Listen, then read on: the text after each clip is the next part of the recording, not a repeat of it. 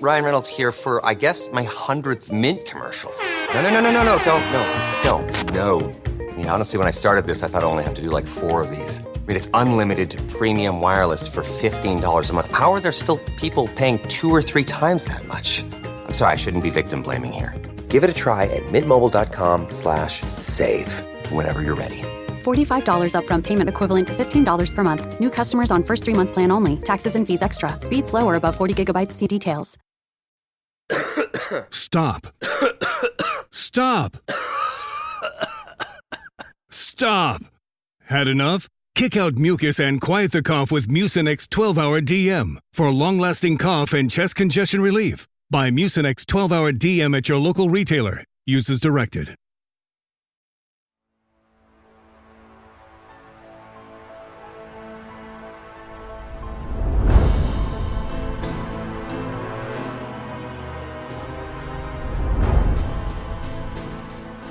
Welcome to Supernatural Circumstances, the podcast where we take you down the rabbit hole into the fantastic world of the strange, the paranormal, and the unknown. I'm Morgan Knudsen.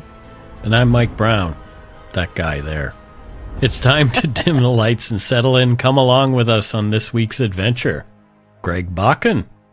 Yes, and for those who don't know him, he is the host of Ghostbox Radio, Which you've been on before. which I've been on twice before, and is an amazing experiencer of this, which is not super common when it comes to people hosting shows and things like that. You usually either get one or the other, but Right. he has some incredible stuff going on. Yeah, he's a fascinating guy, and I'm looking forward to our conversation with him. So let's just get this show on the road. Absolutely.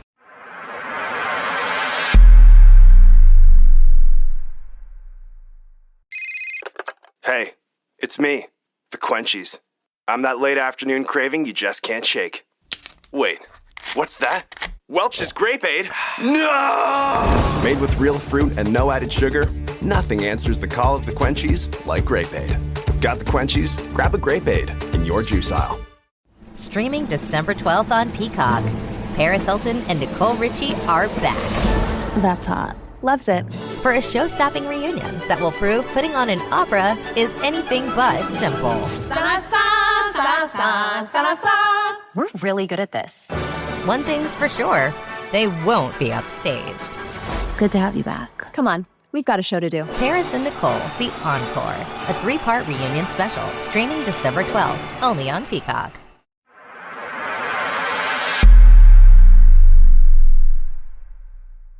Welcome, everybody, to Supernatural Circumstances podcast, the podcast for the curious, and I'm Morgan Knudsen. That's Mike Browne. It is, yeah. And every day, in fact, every day. And we are the paranormal podcast without the bullshit. So if you would like to join us on iHeartRadio or Spotify or Apple or any of these amazing places that you get podcasts, then you'll get the extended edition of this episode. And we would just love to have you. But Greg Bakun, we have you on the show today, and we are so glad that you're here because we had, first of all, such a fantastic discussion on your show that I really wanted to keep this going. So I'm so glad that you were able to join us today. It's great to be here. And yeah, it was interesting when we did my show because there was a moment that I think we changed gears in our conversation. Like you could really feel the change of, oh, wow, we are really on the same page about some stuff here. And it was really exciting to talk about it because it's almost like you don't always get to talk to people about stuff, you know? So yeah, that was great. So for those of us who weren't there, can you guys sort of encapsulate a little bit of what the conversation was and how you got into it? Yeah, sure. It started out, I think, just as an interview, and we just decided to take a different turn, I think, when we realized that some of the more positive aspects of this subject matter are not discussed and talked about, and that connection with all that is, this connection with things that we refer to as cryptids and things like that. And Greg, why don't you talk about it a little bit? There was a point during our conversation that we just started talking about energy and intention, which when it comes to really anything, I always struggle with what I want to call this, but Bigfoot, let's say Bigfoot. And so there came a point that I've had experiences that is meeting up with and seeing an actual Bigfoot and being touched by one. And Morgan was talking about her experiences, and we realized that we were approaching it the same way. And that was refreshing because I don't want to take away from anyone who thinks that Bigfoot is some kind of animal in the forest. I think everyone has the right to have their own opinion on stuff. But, you know, I feel like what I've experienced is actually something that makes me really a strong believer in what I'm saying. You know, it's not like I theorize this. I feel like I've seen it, and Morgan had seen it, and she experienced it. So there felt like there was that great connection of something that you don't really get to talk to a whole lot of people about. We've talked about this kind of thing on this show numerous times. So are we talking about things like the Philip experiment, where it comes from the consciousness of the person who is having the experience? I feel like that part of it could.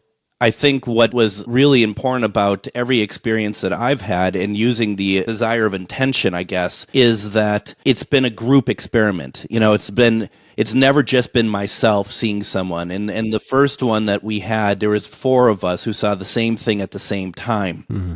And that really changes the dynamic of it. I hate to talk about things and people are like, did you record it? No. Did anyone else there? No. You know, it's like nice to be able to have something that a lot of people took part in, so that there is more to it. And that's really what I feel like that intention, and maybe that whole energy growth from multiple people might be what kind of spurs it all on, perhaps. Yeah, I think that's a really, really great insight. And like you were saying, and we talked about before, was that this nature of intention and how you're approaching these sites to be able to witness these different creatures, whether it be Sasquatch or Dogman or whichever. And, you know, we've mentioned it before where I firmly believe it's the energy that you bring to the space. It's what you bring with you. It's not a matter of going out and hunting something.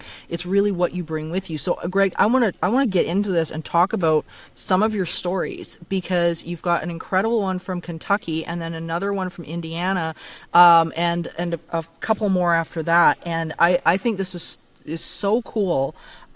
So let's set the stage a little bit, because Kentucky is a really interesting location. We had recently Brandon Elvis on talking about the Kentucky Triangle and very unique experiences, everything from UFOs to Sasquatch, all sorts of interesting things going on. So what did you experience? Let's talk about that. We have a couple friends that are also mutual friends to Brandon. They've been on actually Haunted Discoveries, Denise and Ernie Pack.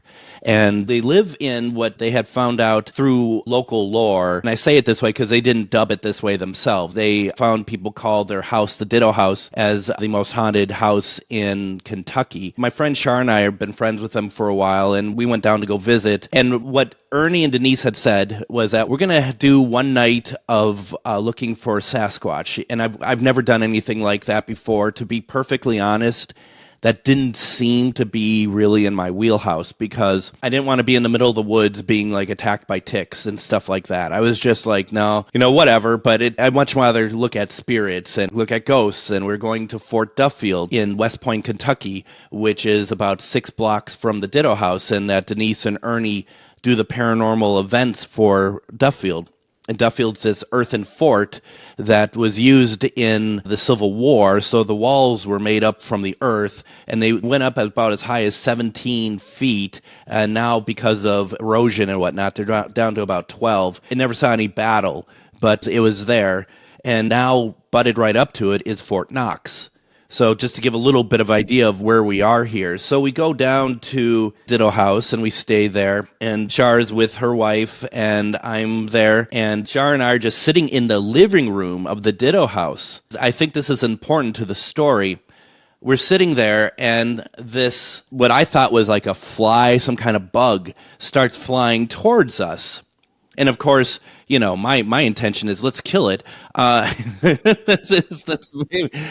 learned something since then, because as it's flying near us, I could see a body attached to the wings. I can see a head. I can see a human form with wings flying at it. Shar is seeing this because I'm literally like with my hands, okay, come to Papa. And I'm like, ooh, that's an elemental. I've never seen an elemental. I believe that's an elemental. You're going to kill that? then you're going to be in trouble afterward. That's not a good thing to do. And this thing just silently just flies between Shar and I and just disappears. And all four of us in the room are just like, whoa. So that was one of the first nights we were there. The second night, then we go up to Duffield. And Duffield, the way the layout of Fort Duffield is, you come in and then you need to go up this rather steep hill with your car. And when you get to the top, Fort Duffield is to the right, and kind of like a horseshoe shape, there's a memorial to the left. But that's where you park. And we decided, instead of going to Duffield first, that we're going to go over to the memorial, just kind of check it out. Once again, we're there just to see what's going on, maybe do some paranormal investigating, like spirits. And we get over to the other side where the memorial is, and we're walking around and stuff, and we go down the decline, down the hill, and we maybe get to 25 yards or something. I mean, space is kind of not my thing. But we get to an area, and Denise is like, feel this tree. I mean, it's like, what an odd thing to say. And you put your hand up to it, and the thing is just vibrating with energy. Just really just like that's crazy. All of a sudden, I start feeling from my feet going up like I'm being scanned. Like I am being scanned. And I could see Shar and Denise, they're kind of like have a strange sort of thing going on with them. I'm like, I feel like that energy is like I'm being scanned, and Denise is like, absolutely, I'm feeling that too. And we're just like, what is happening here? And it just gets kind of strange. We go back up the hill, and we're just kind of hanging around up there, not really sure what even to do, what's going on. This is like very energetic. It feels like it's a full moon because I remember a lot of moonlight, especially further down the ravine. And we start seeing more lights, like what I would consider elementals. Now, there were lightning bugs out there. Don't get me wrong. But they're very erratic. They're bugs. They're flying around and stuff. Some of these were very purposeful in their flight, and they were purple and blue and just kind of flying around and whatnot. And so we're just standing around. We don't even know what's going on. It's just weird. And we're back up at the top of the hill looking back downwards. There's four of us. I don't know what happened to Shar's wife. And I think there's a good story to be told with that, and I'll briefly get to that in a second, because she's off with her night vision goggles looking somewhere else.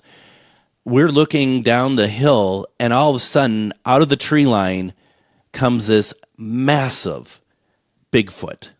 He just steps out. How I remember him is he is white-haired, silver, and I remember purple highlights because I feel like that's the moon playing on it. I mean, my mind was very majestic, but the overriding remembrance of this is all four of us at the same time just put up our arm and we point down to the bottom of the hill. We don't say anything. We just at the same time, we're not even looking at each other. All I know is I saw three other arms. And it was just like, oh my gosh. So Denise, she has no fear. So she's just like, this creature, whatever it is, walks back into the woods, and she just runs after it. Girl after my own heart. Right, exactly. And I decided, and the rest of us started running too, because I thought, you know what? What we just experienced is absolutely phenomenal. Whatever happens next. But boy, let's do it. Let's go for it. And so we all ran, which is, I think, for me, very comical. But we're all running down this hill, and we get to the bottom where it was, and there's nothing around. We're just like, oh my gosh. And we couldn't believe it. And Denise and Ernie, they walk back up, and I'm walking up with Shar. And like I said, it's this area that just has some trees, but it's really open. And on either side, there's forestry. And so we're walking back up, and we can hear something mimicking our steps on the other side of the trees. We would stop, it would stop. We would start up again, it would start up again. And that's not great. It's scary to be perfectly honest. Even if they don't mean any harm, they're just checking us out. It's not great when you're just already like, I don't know what's happening here. We get to the top of this hill, and we start to get this scent, this really overriding scent of something very furry, very hairy, that, let's just put it this way, doesn't take very good care of itself when it comes to cleaning. It's very strong, very pungent, very nasty. But my first instinct, because Char's wife was like, oh, that's horrible smell and whatnot. And it's just like, it is, but I think there needs to be a level of respect, because I don't think you have to be Columbo to figure out what that is after already experiencing that stuff. And I come from an area of like, whatever this stuff is, you have to respect it. That was actually kind of annoying to me. And I guess the thing about her with her night vision goggles, I love equipment as much as the next person, but sometimes you just have to not use it and just enjoy the moment. The whole night she was just like with her goggles, like, I'm trying to find stuff. And we were the ones without it, and clear as day, we saw it, 4 of us. Later, we went to Duffield itself. We had some experiences, but it's around 2 a.m. We're just sitting up in a deck area that they created, and there was this guttural yell. It wasn't scary, but you knew that wasn't of any animal, that you could be like, oh, that's a goat or bear or whatever else. It's just like, I don't know what that is. But to me, it felt like it was something saying, go home, quite frankly. And we did. That was night number 1. It's really incredible, and it reminds me so much of the indigenous lore that you hear from these areas, because like I've got, Mike, we've talked to Alicia, like the friends here, that talk about these things all the time, and things like the little people, things like Sasquatch, yes. Things like, and it's so easy for us to just be like, oh no, it was a bug, or it was this, or it was that. And it's like, when you get into the realm of this stuff, I really believe that there's when like you were just saying, when you are present in the moment and you are not expecting things to happen, you're not forcing anything to happen, you're just in this state of allowing. Mike, when we had Ron Moorhead on, he talked about this as well with Bigfoot. Yep. And I've had the same experience with Dogman, is just to be in that allowing state, being peaceful, being allowing, and all of a sudden we, I think, allow this stuff to materialize around us. I think it's there. And I think, but it's this allowing that we begin to start to see what some of this is. Like, Mike, what are your thoughts on that? I had a similar experience when we were out about in Alberta. Is it 2 winters ago now? Yeah, 2 winters. Yeah, I know. But I wasn't expecting anything. I was just like, oh, okay, whatever. We're out here doing this thing. We're walking around in the dark and all those kind of things. But there it was, something on the edge of the property, just out of the light, this amorphous, shadowy thing bouncing back and forth across the property line. And it wasn't something that I was thinking, I want to see that or any of that kind of thing. It was just, I was in this headspace of, I'm just here doing my thing, and that's exactly when it happened for me. I literally thought we were on that side of Duffield to just pay respects to the soldiers there in the memorial. It wasn't a cemetery. It was just a memorial. And to your point, to both of your points, that was exactly it. And I guess that was when we're talking about intention. The intention was being open to whatever else. There was there was absolutely no preconceived idea of what we're going to see or that we wanted. And honestly, even though I'm surrounded by woods here, the idea of a Bigfoot or Sasquatch or whatever was really not on my radar. That just didn't seem like that was something that we're doing. We were going to do it the next night. We're going to go and do that the next night. We weren't doing that. That was, in my little siloed world, that wasn't tonight. That was tomorrow, and to be able to be like, oh, look at that. Here we are. And you just don't know what you're going to see. That was a big, beautiful lesson for me in my journey, in this paranormal journey, because it really was like nothing is off the table any longer. Everything can happen. And it was such a great moment for me just to see and to be able to experience it with good friends, and that we all had this wonderful shared experience. Before I let you continue with this story in night number 2, I want to touch on that feeling that you were getting from that tree, because very recently, and I mean recently as in like 4 days ago-ish, I was out at the place where we usually see Dogman here in Alberta, one of the hot spots and whatnot. I was actually bringing them some chicken for Christmas because I wanted to give them a Christmas gift, and I was out there, and one of the first sensations that came over me in this one spot was this intense electricity in the air. Like, it felt like the air was electric, like my hair was standing up, like almost. And for the audience, if you guys have ever taken a balloon and rubbed a balloon like crazy, and then you feel that balloon, it feels like this staticky electricity, but there's nothing in the air. Like, there's nothing going on. It's just this change in the environment, and it's the most interesting sensation, but it's very definable. And what I've found is that if I've got an EMF meter out there, electromagnetic meter, that will start to actually fluctuate. So there's some sort of electromagnetic thing that's happening in the area. And Mike, we saw it when we went out to shoot that documentary as well. We started to see that meter start to pay, and Mike started feeling ill. This was the same area, by the way.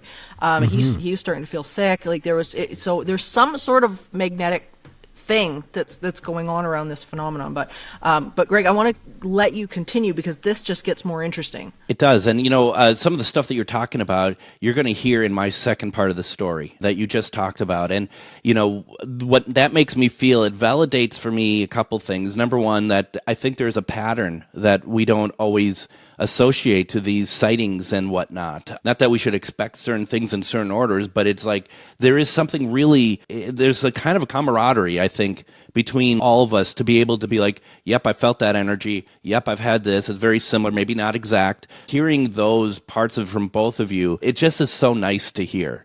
Because, you just don't, what is what? You know what I mean? You just don't always know because it's so unique. But yet more people experience it than they think. The second night we went to a location in Indiana, and there is a gentleman by the name of Greg Yost who he is known through Denise and Ernie. He's a big Bigfoot researcher, but he is also very much of the idea that Bigfoot, mainly known as forest friends, forest people, that they are interdimensional entities. They are not animals. They are not, in fact, if you mention around these folks that Bigfoot's an animal, they're going to be very upset about it. And I've learned to respect that and understand that firsthand. So we went to this location, and how it was laid out is that there's a little campground area and trees are all around so that you can have your campfire and then you can go into the trees and do what you need to do. And in there, and as you talked about with Dogman, with the chicken, there's a gifting stump. And so the gifting stump then is a place to leave your tributes, to also make sure that they can have some good food, make sure that they are known that they're loved and respected. And I don't think you can underestimate and undersell the idea of love when it comes to these situations. And I know that there's going to be people out there, and that's just it. There's a lot of people out there like, love, what? Come on. It's huge in this intention. It's absolutely huge. And when we went in there, it was daylight. Greg showed us a tree that was pushed over that didn't crack, that it was bent at the base. And you could see that it was, and first of all, you're in a forest and only one tree is that way. You kind of wonder what that's about. And the leaves were still alive on it. It's just like, well, that's really interesting. And so it starts to kind of to layer a story, I guess. So it's much later in the evening. We have a fire going. We have snacks at a picnic table, and the raccoons see the snacks and they're ripping it open. They're ripping open the bags of chips and stuff. So we're not really getting our snacks, and that's important a little bit later. But Greg's like, okay, now let's go into the forest. It's time. He literally would be like, it's time. And you're just like, okay, okay, let's do it, I guess. Yeah. And, it's just, and he looks like Sasquatch himself. He's about 6'6". He has a beard that goes down to his stomach. He has long hair in the back. It's like we always talk about like star seeds. Is there a version of, like a Bigfoot star seed, a hairy seed or something? I don't know.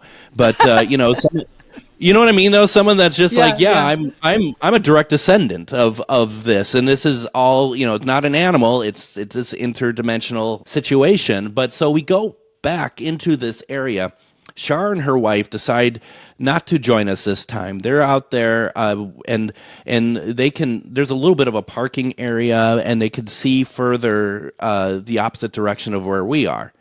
On that end of things, there is nobody around. But all of a sudden, Shar starts seeing a group of people just kind of out of nowhere start walking further down, and she we don't know about this till afterwards, but I'm with everyone else, and we're in the deep part of the forest. And what Greg Yost does is simply this: he calls out to his forest friends, and it's intention, and he has this way of doing it. And all of a sudden, you start seeing eye shine in the forest. And for those who don't know, eye shine is just it's slightly like how a cat's eye reflects, but it's not reflection. It's actually their eyes light up.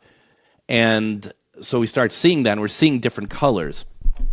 And he's talking to them, and it's just like, you can see you can hear stuff in the trees and stuff. And it's like, okay, here we are, this is happening.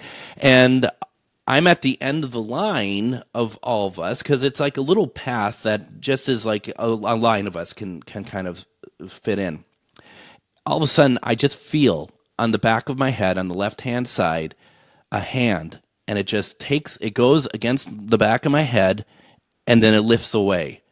And, I, being an investigator, the first thing I do is I just kind of look to see, did I back into a tree? Did I, even though I know what a hand feels like in the back of your head. And, also I know what it feels like, clearly, whatever the fingers are, the palm, you could feel like back here on the back of the head, but then the fingers are wrapping around the top of your head. You know that this is a big hand. Is like if you're watching like NBA players and they hold the ball kind of like this, and it's just like a little ball in this big hand. And my friend Brad standing next to me is like, "Are you okay?" I'm like, I think I was just touched. And Greg up the line is like, "What?" I said, "I think I was just touched by a Bigfoot." And he just kind of nods at me and he goes, "That means they like you." And I love that. And I'm like, well, that's good. That's great. But the thing is, that's a life-changing moment, because that wasn't expected, and it was phenomenal. I could tell you what that feels like even to this day, like that feel. And what luck to ever be in that situation where they just kind of appear and they touch and they disappear. I mean, it's not like you heard like something coming through the woods behind me. It just there and gone. And it was really, really incredible. After that, we were done. We're going to go away. All of a sudden, our friend Ernie, he all of a sudden just kind of flies backwards and hits the ground. And like, you okay? And he's just like, just let me catch my breath. Hold on, just relax. Just let me get myself together here. Something jolted him with electricity and pushed him back, and it took him down for about 2 to 3 minutes.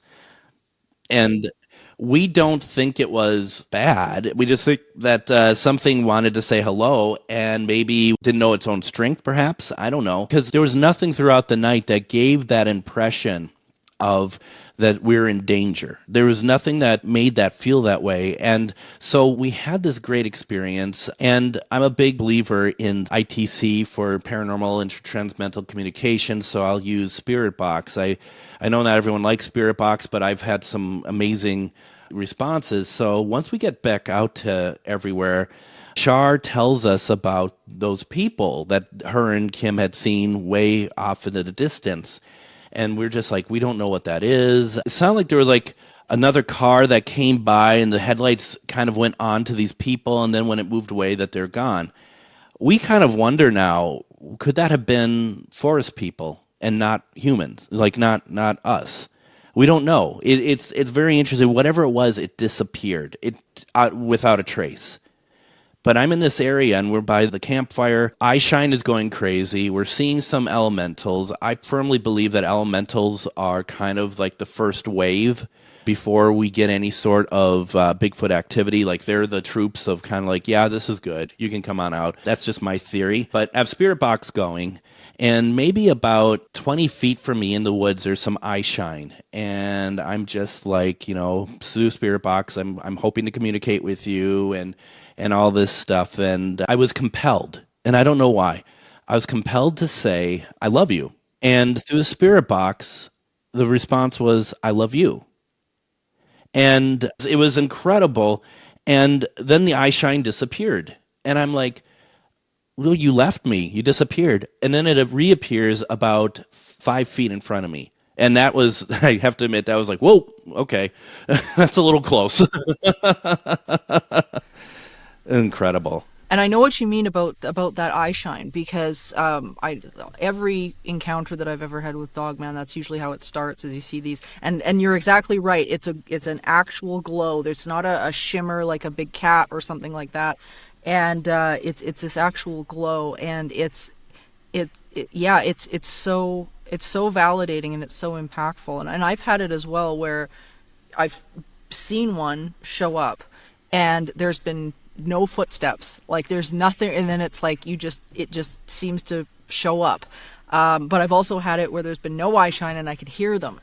And the last time when I was out offering the chicken for Christmas, I could hear them, but I couldn't see the eye shine at all. But you could distinctly hear 2 feet coming through the woods and whatnot. It was really cool. This is such a unique experience, though, Greg, that you've had, in the sense that there seemed to be there was trust, there was something there that this entity was, felt comfortable enough to connect with you. Do you think that they're looking for this connection? Like, they're out there hoping that this is the connection that they're going to get? I think that's really interesting, and I think there is something to be said about that. I think there, especially, I'm sure you could agree in your experiences that there's a lot of leeriness on their end, but I think for me, why I was so lucky to be able to have any of these experiences would be through people like Denise and Ernie and Greg Yost, because it's already been established with them, this connection, and I think that it's an interesting thing how just if we're all people, and I don't know Mike all that well, but I know you, Morgan, and Morgan is just like, well, Mike is great, and it's like that, and I feel like that's kind of what happened here with the Bigfoot. Is maybe they didn't say Greg is great, but they certainly were like, oh, the people that Denise, Ernie, and Greg have brought along, they're okay by us, so we're going to be okay to just pop in, say hi, and move in. I think a big part of it too is like, we weren't doing this to try to exploit anything. We didn't have any recording devices. We didn't have any flashlights looking for them. It was all, and I think that's the key to it is, if you want to document it, remember it.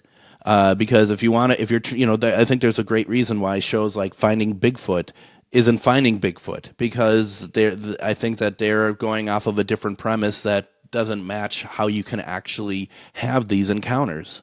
I couldn't agree more. That's the one thing. We had a good friend of ours come out this past spring, and we all went to this area where and we've seen some pretty weird stuff, including Dogman and Sasquatch included, but we've seen some pretty weird stuff. And that was the one thing that I told Jason, was that I said, if you want to see them, you can't be filming. It's just not. It doesn't work. They will not come. Filming and weapons, even to protect yourself. Like, if you're thinking, oh, I'll just take some bear spray, you're almost guaranteed that it's not going to happen. I had a really interesting workshop out there. This was a few years ago when I was still doing the workshops out there, and literally every group that we brought out, we were able to teach them about this stuff, and we came at it from that angle, that we were teaching how these beings are, and to love and respect these things.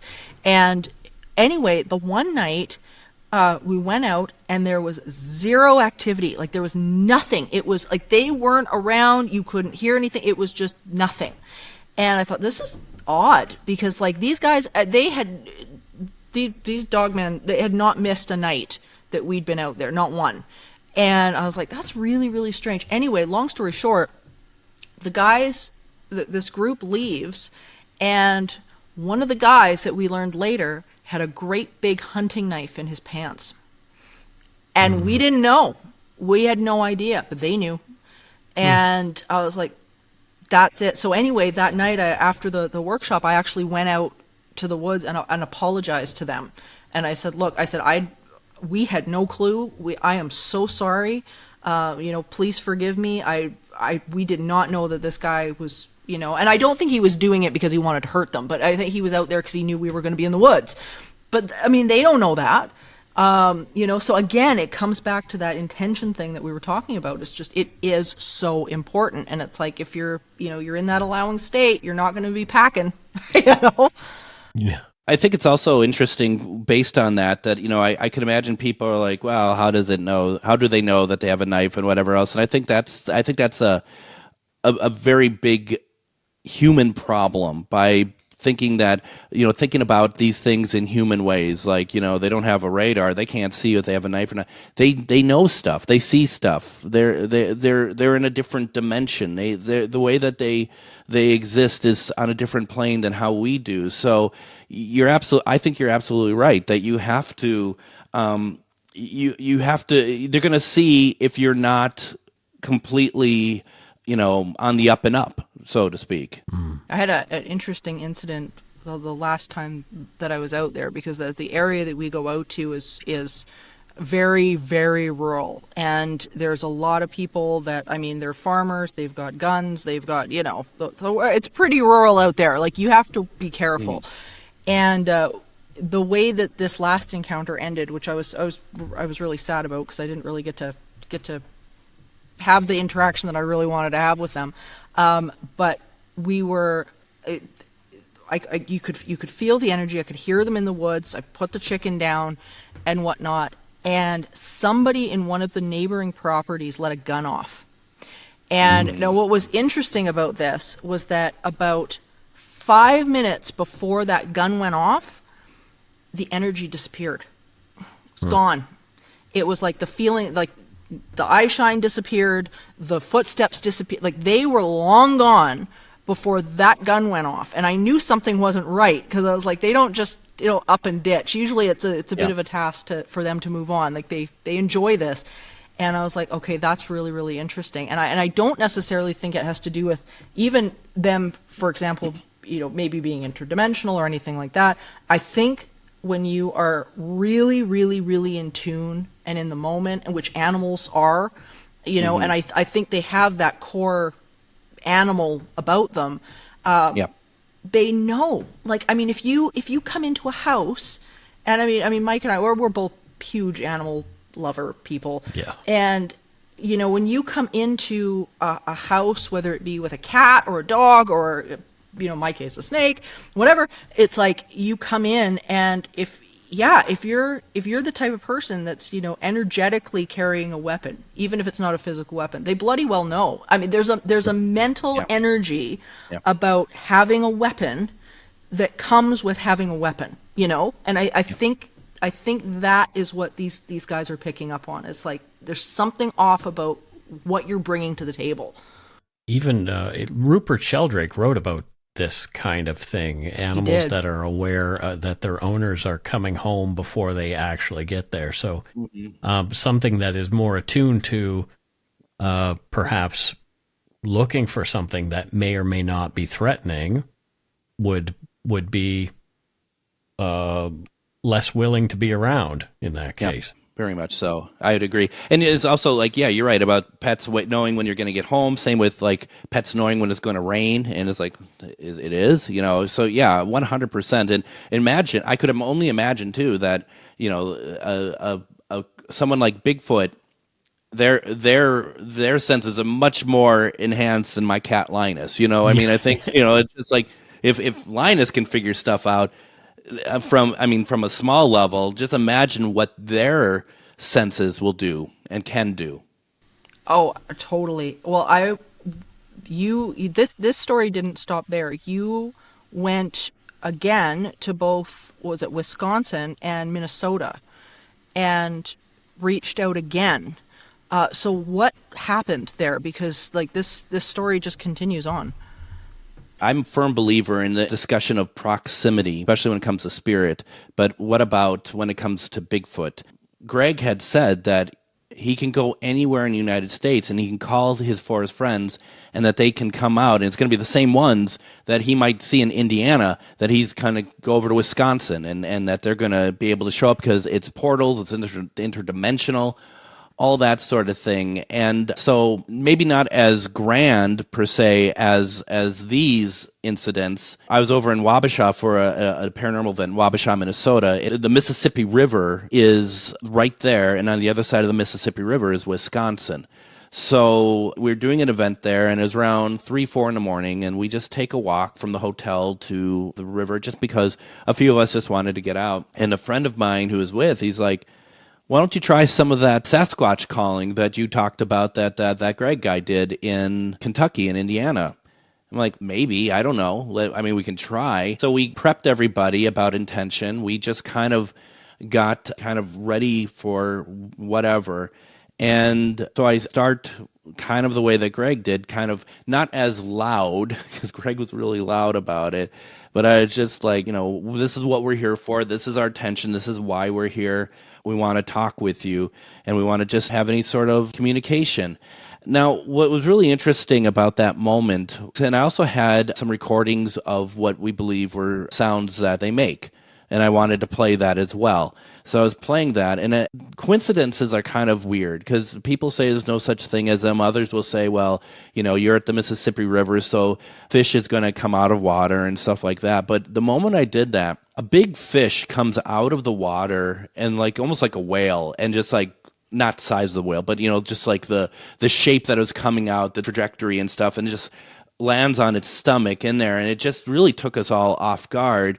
And at that point, we started hearing knocking from across the river in the Wisconsin side, because it's all woods over there. And we were just like, wow, and we started hearing some grunting and stuff over there as well, and it was really just like, I don't know what that was. That's just incredible that we were getting that. But then I'm going to jump to a few weeks back. My friend Shar and I, we went to a forest-like place out of the Twin Cities here, and we were walking through, and it was, I know your mind plays tricks on you when you're going into dark forest areas, but something felt kind of off. And so we go in there and we get to the area because she's been there before and she's heard this guttural yell. So we went to where she was. Well, it was actually, the whole thing was pretty creepy, and we didn't go exactly where she was because we stopped about 3/4 of the way in, and she goes, it gets creepy from here. And I'm like, it gets creepy. It's been creepy since the moment we walked into this place. So, me being heroic as I am, I'm just like, why don't we just stop here for a while? And down the path, dark and light and whatever, Shar sees something cross that area because it's a path, but you can see light. She sees something cross the area, and she's just like, it took 2 steps for it to get across. It's not like someone walking and it maybe takes 4 or 5 or whatever. She's like, it took 2 steps. And things started to move around that we weren't quite sure what it was. And we hear a branch snap. And it's not, a branch snapping if say it's a small twig and a squirrel does something, whatever. I go in there and I'm like, yeah, I want to see this. But I guess I really didn't, because I'm just like, are we done? And she's like, yeah. And so we walk back. We're kind of moving quickly because it feels like something is following us and watching us. It's not the same energy that we've experienced at these other places, right? This is different. She's a psychic medium. She stops and she just turns around and she looks. And I'm just like, oh, I don't want to turn around and look. I don't know I'm not sure what I want to see. And I turn around and there's nothing there. But there's a really great breath of moonlight that's coming across the trail, and it's landing on this tree with a big trunk, and it's fully illuminated. And all of a sudden, we're watching that tree, and a shadow passes in front of it. And so if I'm telling you that we're out there looking for Sasquatch, you're going to be like, well, it's a Sasquatch, a shadow, right? It was a humanoid body with a long neck and an egg-shaped head that passes right in front of it. And first of all, for it to make a shadow, we would have had to see it we would have had to see what made that shadow, and we didn't see anything. We only saw the shadow. And we're just like, we got to get the F out of here.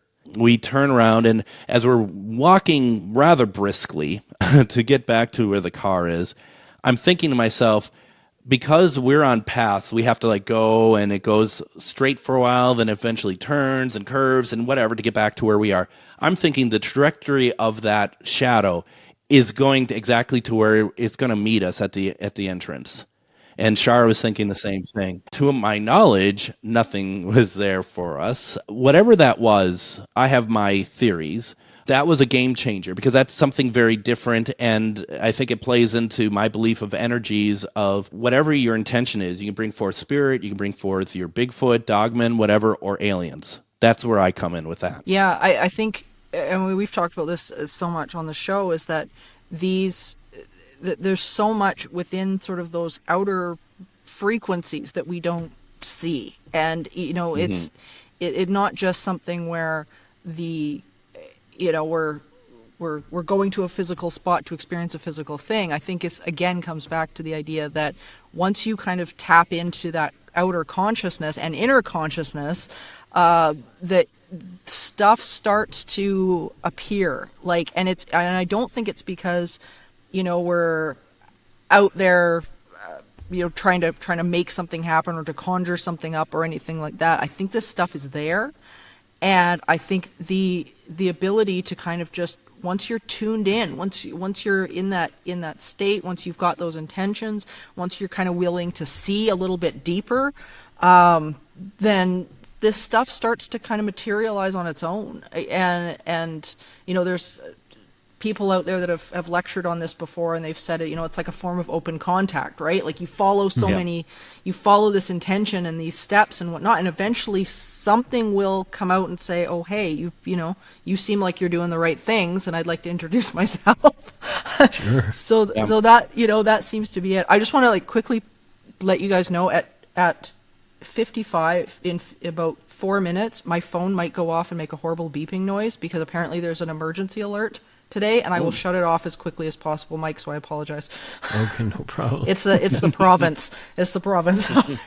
Anyway, Greg, continue what you were going to say. And I also believe, because I've been doing my own personal sort of research into, can we bring forth aliens and stuff? And I've had some interesting experiences that I believe once you, and I suppose it'd be the same with any sort of Bigfoot or anything else. I feel like it's a little bit different with aliens. It's like once you establish that contact, once they find that they're going to visit you or whatever it is, I think you're on the list. It's not like, oh, I'm okay, that was one and done. That now they are around, they are with you. I don't necessarily think like the forest friends, the forest people are with me. I think though, like the alien stuff and that shadow in that forest, because that wasn't my first time trying to reach out to them and seeing stuff that I can't explain. I do feel like that there is something to that theory that I have. Yeah, I would have to agree. And I mean, I've never had any UFO encounters or anything like that. My first cryptid type encounter was with Dogman. Since it's been Bigfoot, because they're really prolific in that area as well. We get lots of whistles and wood knocks and yells and all sorts of stuff like that. And they usually sort of pre-warn, because Dogman seems to be about the apex predator here. So usually, sometimes before they come, you hear the whoops and the whatnot, and the animals go nuts in the area, because they're like, this, the apex predators showed up, so we gotta everybody shut up. But it's so interesting how you look back in the different cultures and traditions and things like that, and it's right there. I mean, all of this stuff is right there. In Canada, I was telling this to a friend of mine online recently, because he said, well, I'm not seeing this connection for Dogman, that connection for Dogman. And I said, honestly, you go into Canadian lore and Canadian, legends, and it's everywhere. Like the first settlers here were told about them by the Indigenous as a tribe. They were told they were our trading partners. So don't bug them, don't bother them. And so they were impacted by, colonialism and things like that as well. Exactly. So you've got this deep history that it's there, and everybody's just like, well, we don't know what it is. And it's like, well, if you read, you're going to, the information's there. The idea that something like that can't exist because it isn't logical. And, it's one of the things that's very frustrating for me when people are just like, oh, it's impossible for aliens. It's possible for, Sasquatch being anything other than an animal, because it's like, it's, and everyone has the right to believe what they want to believe. That's totally fine. And I'm not here to convert anyone or anything else, but it's just like, just imagine if it doesn't make sense to you, that it doesn't mean that it's impossible. And the history of the earth is taking stuff that doesn't make sense and showing that it can make sense. And that's what science is, and that's what just evolution is. And I hope there's a point that more people start to understand. And I also understand, too, that there's a fear factor. There is a fear factor to all this, and that's not unreasonable. I mean, I've said in my stories myself, there's a couple times that I'm just like, what am I doing here? What did I get myself into? Are we going to be all right? But at the same time, it's like, this is what I signed up for. This is what I wanted to experience. And that's the other side to intention. Yep. Is careful for what you put out for your intention, because it's going to happen if you're able to really make intention work. That you don't waste anyone's time, including Sasquatches or aliens or anything else, because suddenly you're like, whoa, I didn't realize this was really going to happen. Then don't do it. Yeah, I remember the first time I actually saw one of the dogmen, and it was after a good number of weekends of consistently going out and just having different types of encounters with them. And I remember the first time I saw the one that we connect with more frequently stand up on two legs, because you can't miss them when they're that tall, and we made eye contact, and his, of course, those bright glowing diamond eyes, right, just staring, and he very slowly, while he was making eye contact, began to walk closer. And it was like no surprises, right? It was what he was, what's the impression that I got was like, just no surprises, like I'm coming over. And I was just like, okay, I've set that intention, and I've invited them, be a good hostess, and I stepped forward a couple of steps, and I said, I really appreciate you being here. Thank you so much. And I mean, my heart's racing, because I'm thinking to myself, I'm going to be face to face with them in probably a matter of about a minute. And then, of course, as many people who have heard the story knows, there was a dog on the other property that barked, and he looked over and was just bolted, but a lot of them bolted. But he was on his way over, and I was like, okay, I have to be a good custodian of this trust, because that's not happening to everybody. And it's like, if you're not a good custodian of that, then what are you doing? And I think that's really what this comes back to, this whole conversation comes back to, is how are we being a custodian of what we want to experience? What are we bringing to the table, and what is the intention that we have? What are we going to do with it once it happens? That was actually today, just going off on a slight bit of a tangent, I actually turned down a TV show this morning, for exactly the reason we're talking about here, which was wrong intention, not only wrong information, but be a custodian of the information that you've been given a gift. What are you going to do with it? And it was one of the reasons this morning why I told them no, because I said that's not what we're supposed to do with this information. And I was there too. We back when the shows were still being produced in the States, and we had been in a process with the Travel Channel with a production company here called Tremendous for about almost a year. And then when it got down to it, they're just like, you guys aren't scary enough. Can you be scarier? Can we work on more evil?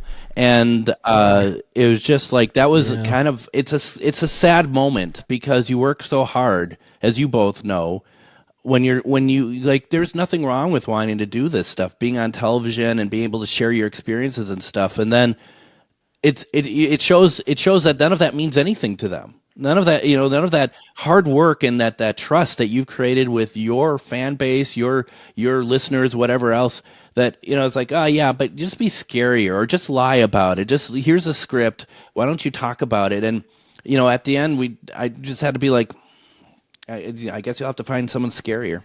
Sorry. Yeah, it's hurtful, Yeah. especially when you've worked so long in this field, and you build up that trust, and it just comes down to integrity and intention for yourself, I think, and it's so important in all of our work. So Greg, thank you so much for coming to talk about this today, because this has been so great, and I hope you'll come back so we can continue this discussion, because I think it needs to be had, and I think the more we put it out there, I think the better it is for our own sets of intentions. So we need to talk aliens. Okay, that's the next one then. That's what we're doing. Let's come back and talk aliens, because I would love that. So yeah, absolutely. This has been great. Thank you so much, and tell everybody your show where people can hear you. It's a fantastic show. It's so interesting, guys. I was on it as I was saying at the beginning.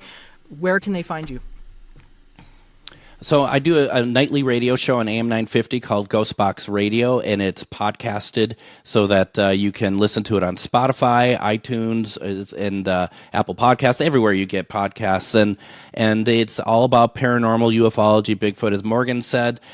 She's been on it. It was fantastic. I was buzzing after that episode because it was such a great conversation. I'm hoping to persuade Mike to join me on an episode. And also, Morgan, I think when we're talking about Dogman, I'd love just to have an episode devoted to those experiences that you've Absolutely. had. So you can stream us live if you want to. I'm on Facebook on Ghostbox Radio with Greg Bakun. On Facebook, we stream live. Also on am950radio.com, we stream live. But like I said, we also do the podcast as well.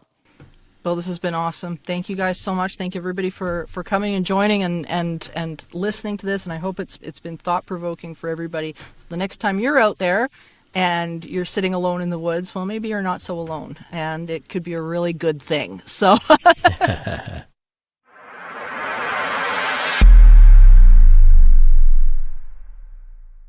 So, you want to be a marketer. It's easy. You just have to score a ton of leads and figure out a way to turn them all into customers. Plus, manage a dozen channels, write 1 million blogs, and launch 100 campaigns all at once. When that's done, simply make your socials go viral and bring in record profits. No sweat. Okay, fine. It's a lot of sweat. But with HubSpot's AI-powered marketing tools, launching benchmark-breaking campaigns is easier than ever. Get started at HubSpot.com/marketers. This year, Santa's bringing the power of Energizer into his workshop. Whoa, the Energizer Bunny's got so much power. Wait, he's powered up all the toys. I think that means we're done for the year. I love this bunny. He's the hardest working helper the North Pole has ever seen. And he wants all your gifts to have the power of the #1 longest lasting AA battery. So this holiday season, stock up on Santa's and the elves' favorite battery, Energizer Ultimate Lithium.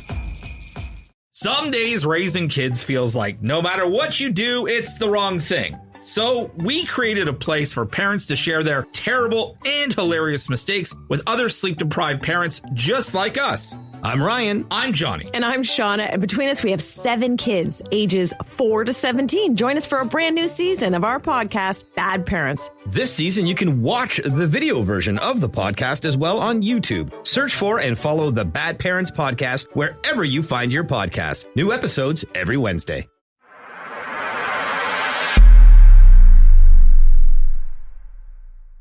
And of course, another great conversation here on our show. I just love the people that we talk to.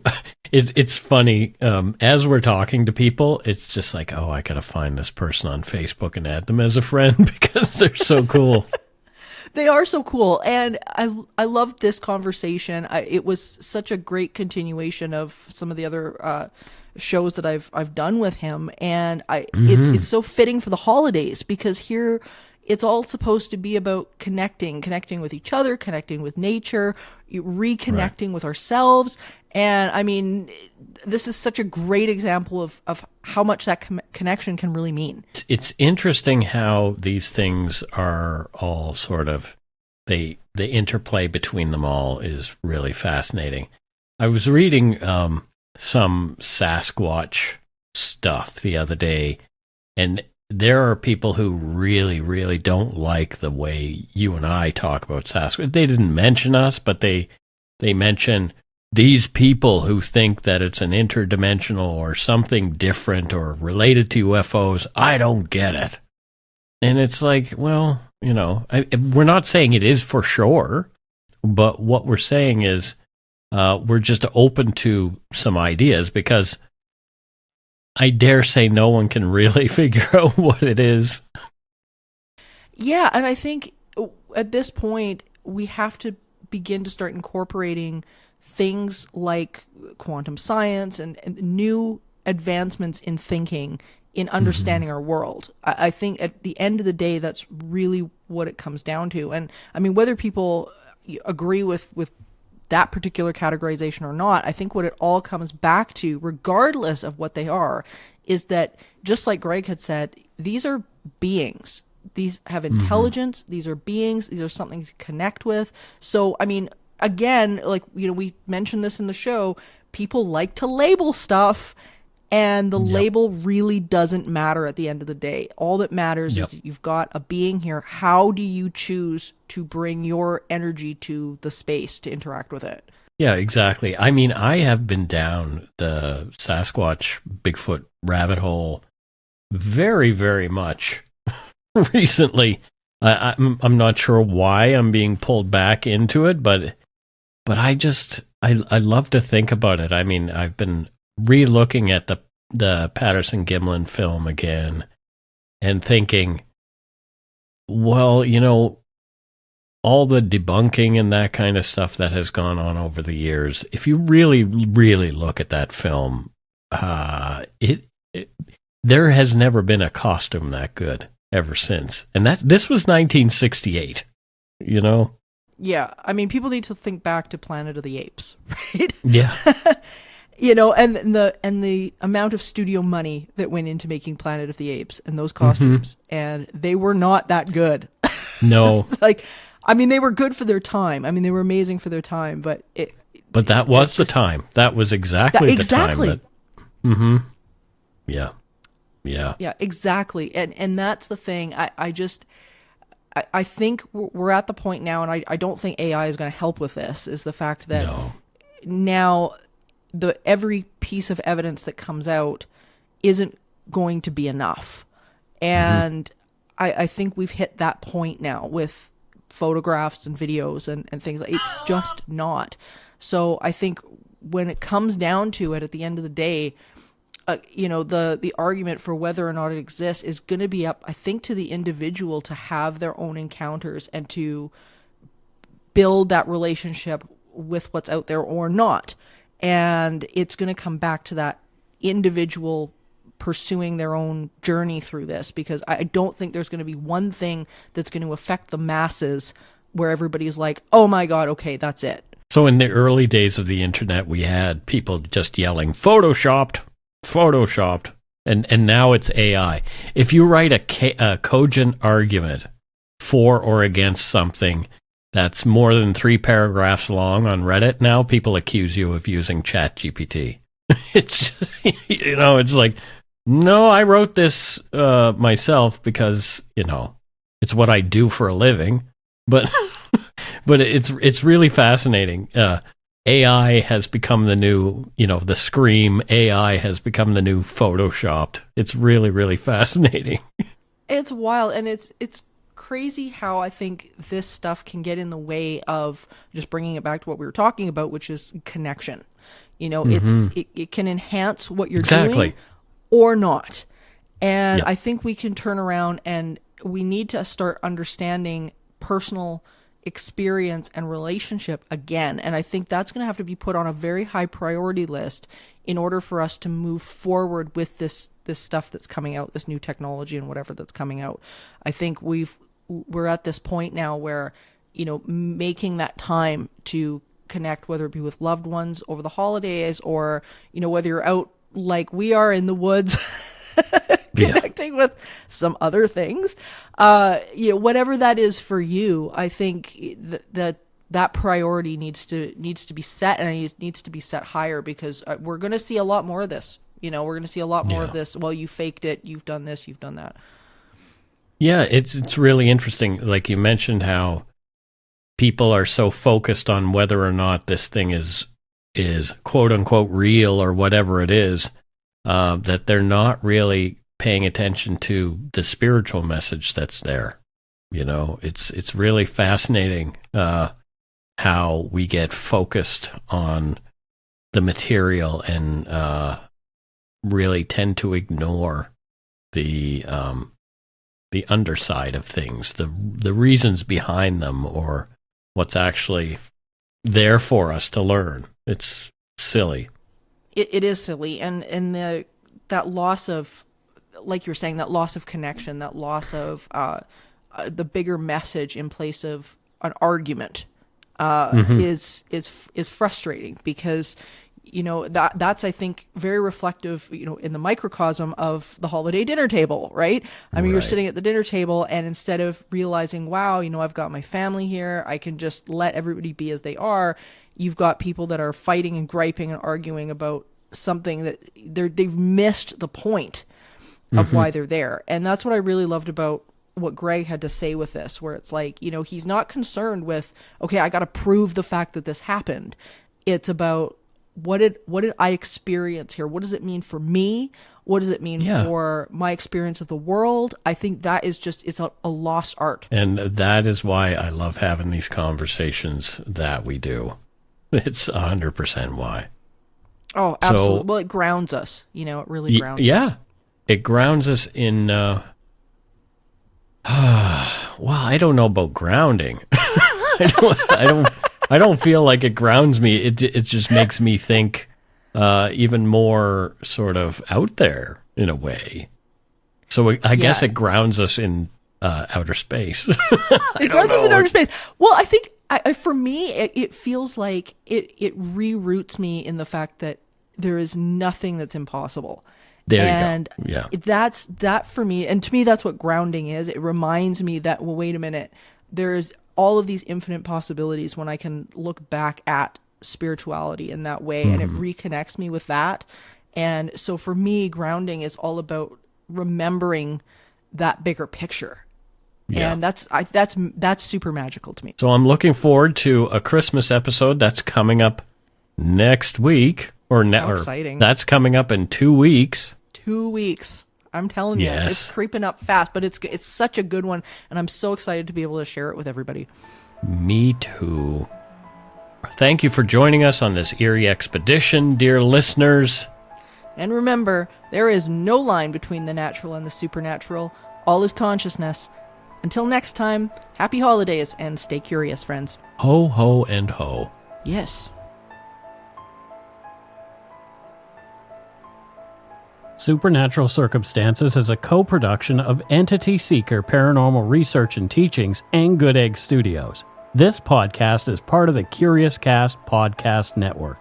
Theme music by Corey Johnson of Catalyst Records in Edmonton, Alberta.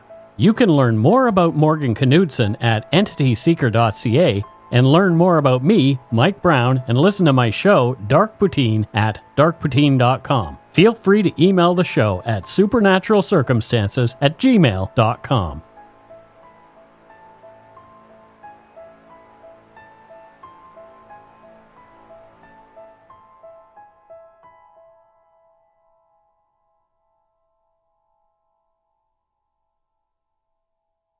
Hey, Merry Christmas, man. The countdown to Christmas celebration continues on W Network. That is where I thrive. It's the time to shine. All new movies every Thursday to Sunday. We deployed Christmas joy. With 3 brand new holiday series. Thanks so much. Have a great holiday. Back-to-back movies every day will have you jumping for joy. Hallmark Channel's Countdown to Christmas. All season long. Only on W. Stream on Stack TV.